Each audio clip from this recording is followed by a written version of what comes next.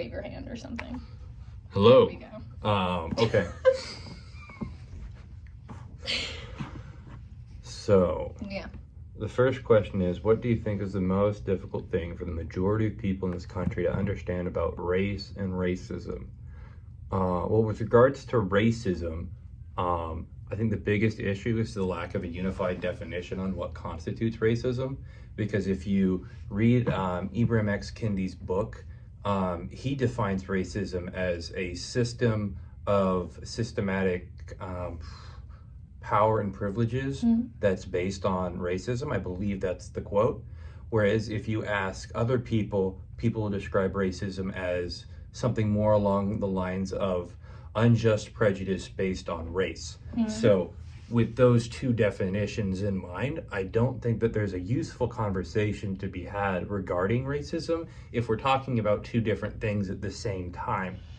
Now, with regards to race, I would generally agree that race is a social construct, but that doesn't mean that race is entirely immaterial, right? Because what most people mean when they're talking about race, they actually mean lineage, and lineage is genetic, right? Whereas race is, how do you say, socially constructed, right? Because there's many different types of European lineages in the United States, but one white race.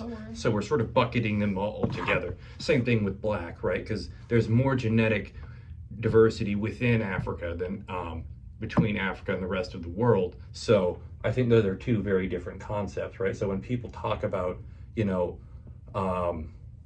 racial imbalances, it can be okay in some senses, like with sports, right? You see that Ethiopians have a better genetic predisposition for that sport. We don't really know, and the research hasn't come out, if there are other things about race that could impact how we think about the labor market. Now, with regards to race, I think there is something of a sort of preference towards whites in the country.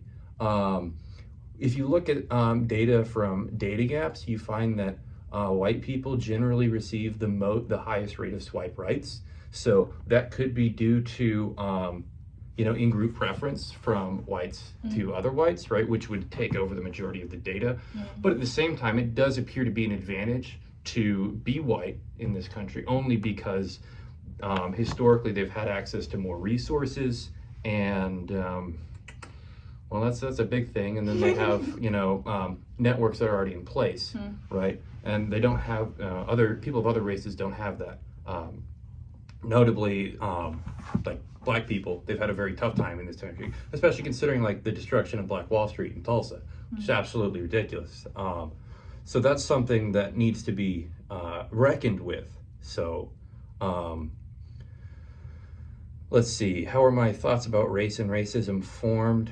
I do a lot of reading, and I talk to people, so I say that's how most of them are formed. And with regard to one race-based topic that I wish people talked about more or understood, or more people talked about, not talked about more necessarily, I